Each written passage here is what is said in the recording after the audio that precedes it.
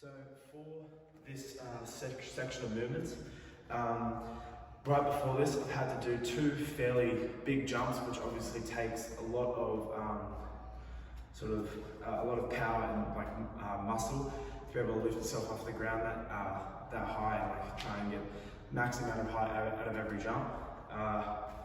This is also towards the end of the piece. So I'm already sort of fatigued throughout the whole of the dance. What I need is to be able to retain, especially muscle control, especially in that sort of freeze on my elbow, but also just general cardiovascular endurance, so that I'm able to move fluidly and stay sort of connected in the dance and be able to sort of retain that sort of connection with the audience and projection without sort of just getting my own little bubble and losing that whole sort of thing. So my rowing training specifically has helped a lot with this sort of stuff.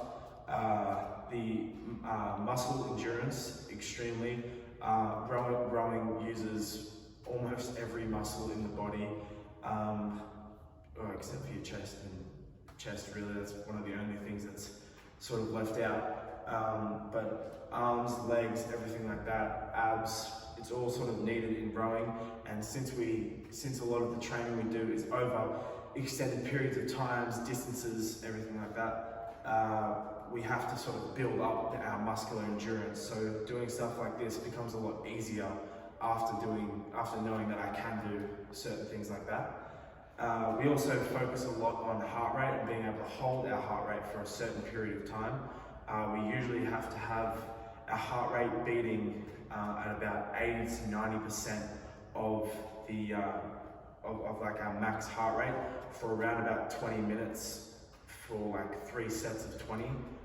So obviously you get very fatigued very quickly, your heart rate shoots up, but you have to be able to hold it there.